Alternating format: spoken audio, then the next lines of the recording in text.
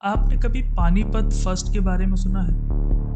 Battle of train, battle of Haldi Ghati, battle of Panipat third के बारे में सुना है? ऐसा नहीं हो सकता है कि आपने इनके बारे में कभी सुना या पढ़ा नहीं होगा, क्योंकि ये बहुत मशहूर युद्ध हुए हैं जो हमारी ज़मीनों पे लड़े गए हैं और इनके बारे में ना सिर्फ 8th और 10th क्लास में पढ़ाया जाता है, बल्कि इन पे कई सारी बड़े बजट की मूवीज़ भी बनाई जाती हैं। क्या लगता है आपको, ये कहानियाँ सिर्फ इसलिए मशहूर हुई क्योंकि ये भारत या भारत विरोधी देश के बीच में लड़ी गई थी? नहीं, उस समय भारत या भारत जैसा कोई नामो निशान भी नहीं था। ये युद्ध इसलिए इतने फेमस हुए क्योंकि ये हिंदू और मुस्लिम के बीच लड़े गए थे। बल्कि मैं ये भी नहीं कहूँगा, ये युद्ध इसलिए इतने फेमस हुए क्योंकि ये ब्राह्मण, राजपूत, ठाकुर और मुस्लिमों के बीच लड़े गए थे। जो भी युद्ध हमारे इतिहास में फेमस हुए हैं, जिनकी शौर्य गाथा सुनाई गई, पढ़ाई गई, वो सब राजपूत या ब्राह्मण या किसी जनरल कैटेगरी से ही थे। ऐसा क्यों है कि हिंदू की और कास्ट जैसे शूद्र, वैश्य, इनके लोगों की शौर्यता, वीरता की कहानियां सुनाई या दिखाई नहीं देती? मैं इसका जवाब नहीं दूंगा क्योंकि मैं जानता हूँ आपको इसका जवाब मालूम है। आज इस वीडियो में मैं आपको बैटल ऑफ भीमा कोरेगांव के बारे में बताऊंगा, बल्कि नहीं, ब्राह्मण और महार जाति के युद्ध के बारे में बताऊंगा, जहां एक तरफ 28,000 ब्राह्मण और एक तरफ 500 महार जाति यानी शूद्र जाति के लोग थे। इसी के साथ वीडियो शुरू करते हैं। 1 जनवरी 1818, ये समय वो था जब ब्रिटिशर्स इंडिया की ज़मीनों पर अपना राज फैलाने का काम कर रहे थे और दूसरी तरफ मराठा राज्य जो अपनी ज़मीनों पर अपना दबदबा बनाए रखने के लिए ब्रिटिशर से जंग कर रहे थे। ये टाइम था थर्ड एंग्लो मराठा वॉर का। 1 जनवरी 1818, ब्रिटिशर्स की एक कंपनी जिसमें 834 सोल्जर थे, जिसमें कुछ सैनिक मराठा, कुछ राजपूत और 500 सैनिक महार जाति यानी दलित जाति के सैनिक भी शामिल थे, जिसे महार रेजिमेंट बोला जाता था। इन 834 सोल्जर के कैप्टन थे फ्रांसिस टॉन्टन। ये कंपनी 31 दिसंबर को सिररूर से चलती है और 40 किलोमीटर पैदल चलने के बाद अगली सुबह 1 जनवरी को भीमा रिवर के पास आती है, जहां इन्हें मराठा आर्मी की विशाल सेना जिसमें 28,000 सोल्जर थे वो नज़र आते हैं। कैप्टन फ्रांसिस अपनी कंपनी के साथ जैसे तैसे भीमा कोरेगांव तक पहुंचते हैं। कैप्टन फ्रांसिस मराठाओं की इतनी बड़ी फौज देख के भौचक्के हो जाते हैं। वो समझ जाते हैं कि कहाँ मराठाओं 28,000 सैनिकों की फौज और कहाँ उनकी फौज जो गिनती में 1000 भी नहीं थे। उन्हें अंदाज़ा हो जाता है कि आज तो वो मराठाओं का बाल भी बांका नहीं कर पाएंगे। कैप्टन फ्रांसिस जानते थे कि ब्रिटिशर्स के और फौजियों को आने में करीब करीब 2 दिन तो लग ही जाएगा और इतनी बड़ी विशाल सेना को, वो भी मराठाओं की सेना को 2 दिन तक रोक पाना असंभव था। कैप्टन जानते थे कि मराठा चाहे तो 1 घंटे में उनकी पूरी कंपनी का नामो निशान मिटा सकते थे। समझदारी दिखाते हुए कैप्टन एक समझौता प्रस्ताव बनाते हैं और अपने 2 आदमियों को ये समझौता पेशवा बाजीराव तक पहुंचाने को भेजते हैं। मराठाओं की सेना की अगुवाई पेशवा बाजीराव टू कर रहे थे। इनके सेना में ज़्यादातर पेशवा फौजी थे जो ब्राह्मण, राजपूत और ठाकुर थे, और इनके सेना में बड़ी तादाद में अफगानी सैनिक भी शामिल थे जो कि ज़मीन और पैसों के लिए मराठाओं की तरफ से लड़ रहे थे। इधर ब्रिटिशर्स की फौज में कैप्टन फ्रांसिस मराठाओं की तरफ से समझौते पर जवाब आने का इंतज़ार कर रहे थे, लेकिन वो इस बात से अनजान थे कि उनकी कंपनी में कुछ फौजियों के अंदर एक आग लग चुकी थी। ये आग कोई ब्रिटिशर्स या उनकी तरफ से लड़ने की आग नहीं थी और ना ही ये आग मराठियों की ज़मीन छीनने की आग थी।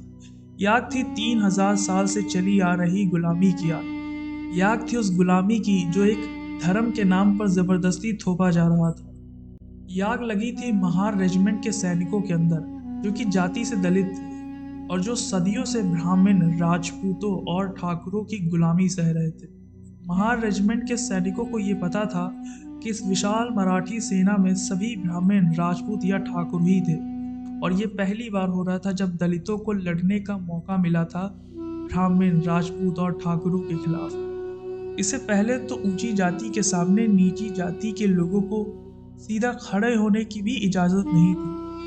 और यहाँ पे तो महार जाति के सामने स्वर्णिम अवसर था कि वो बता सके कि वो भी इसी ज़मीन के मिट्टी से बने हैं, जिस ज़मीन की मिट्टी से एक ब्राह्मण, राजपूत, ठाकुर या किसी भी ऊंची जात का इंसान बनता है। कैप्टन फ्रांसिस के बिना आदेश लिए पूरी महार रेजिमेंट, जिसमें 500 सैनिक शामिल थे जो कि दलित थे, जंग में कूद जाते हैं अपनी तलवार और तीर कमान लेके और जंग का बिगुल बजा देते हैं। कैप्टन फ्रांसिस कुछ कर पाते उससे पहले ही महार रेजिमेंट जंग में कूद के जंग शुरू कर देते हैं। ये जंग किसी आत्महत्या से कम नहीं थी। सामने 28,000 लोग और महार रेजिमेंट में सिर्फ 500।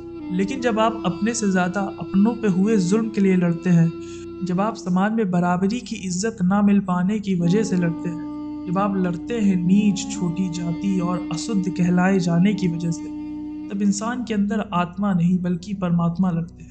और जब परमात्मा लड़ते हैं तब किसी की बिसात हो नहीं पाती है कि सामने टिक पाए। और ठीक ऐसा ही हुआ। महार रेजिमेंट लगातार 12 घंटे तक मराठी सेना से लड़ती रही। कई सौ सैनिकों को महार रेजिमेंट के सैनिकों ने मार गिराया। पेशवा बाजीराव खुद आश्चर्यचकित हो गए थे कि ये कैसे हुआ था। इतनी बड़ी सेना को 500 लोगों ने मिलकर भागने पर मजबूर कर दिया था। शाम होते होते ये भी नौबत आ गई थी कि पेशवा बाजीराव को खुद वहां से भाग के सतारा जाना पड़ गया था। युद्ध का अंत होते होते महार रेजिमेंट ने पूरे इलाके पर अपना कब्जा कर लिया था। कुछ लोग इस बैटल को, इस युद्ध को ब्रिटिशर्स की जीत बताएंगे, कुछ लोग इसे मराठियों की हार बताएंगे। लेकिन ना ही ये ब्रिटिशर्स की जीत थी, ना ही मराठियों की हार, बल्कि ये आवाज़ थी, ये चीख थी उस गुलामी की जो गुलामी से बाहर आके एक इज्जत की जिंदगी जीना चाह रही थी, जिसे ब्राह्मण्स ने, ठाकुरों ने बेड़ियों में बांध रखा था किसी जानवर की तरह। दलितों को आज़ादी नहीं थी कि वो शाम और सुबह घर से बाहर निकल सके ताकि उनकी परछाई किसी ब्राह्मण पर ना पड़े। उनको अपने पीछे झाड़ू बांध कर चलना पड़ता था ताकि उनके पैरों से गंदी हुई जमीन साफ हो सके। उनको पैरों में घुंघरू बांधना पड़ता था ताकि कोई भी ब्राह्मण उनकी आवाज़ सुन सके और वो अपना रास्ता बदल ले। उनको अपने गले में एक हांडी भी लटकाना पड़ता था ताकि वो ज़मीन के बदले उसी हांडी में थूक सके। और तो और कई जगह पर दलित औरतों को ब्रेस्ट यानी स्तन को कपड़े से ढकने की भी आज़ादी नहीं थी। उन्हें बिना ढके ही रास्ते में चलने पर मजबूर कर दिया गया था। और ऐसी कई हजारों प्रथाएं हैं जो दलितों और छोटी जातियों पे गुलामी के चलते थोपी गई हैं। और आज भी धर्म के नाम पर ये ऊंच नीच खत्म नहीं हुई है। और अगर आपको लगता है कि ये ख़त्म हो गई हैं तो हो ना हो आप किसी शहर में ही रह रहे होंगे। खैर, मैं मानता हूँ कि इस जातिवाद को फैलाने में ब्राह्मण्स का मेन तौर पर हाथ है, लेकिन सिर्फ उनकी ही गलती नहीं है इसमें, बल्कि दलितों के हर एक पूर्वज की भी गलती रही है इसमें। उनको ब्राह्मण्स, राजपूत, ठाकुरों के आगे अपना सर नहीं झुकाना चाहिए था। इनके आने पर इनसे झुक के बात नहीं करनी चाहिए थी। इनके बातों पे बिना समझे, बिना जाने हामी नहीं भरनी चाहिए थी। इनकी सिर्फ एक यही गलती की वजह से 3000 सालों की पीढ़ी ने न जाने कितना दर्द सह लिया होगा। इंसान का जीना और मरना जिंदगी का पार्ट है। सबसे ज़्यादा इम्पोर्टेंट होती है इज्जत। इसके बिना जिंदगी का कोई महत्व नहीं है। और एक बार सर झुकाने से कहीं ज़्यादा अच्छा है कि आप अपना सर 1000 बार कटा लें। इसी के साथ वीडियो का अंत करते हैं। हम मिलेंगे आपसे फिर किसी नई वीडियो में, फिर किसी नए टॉपिक के साथ। धन्यवाद।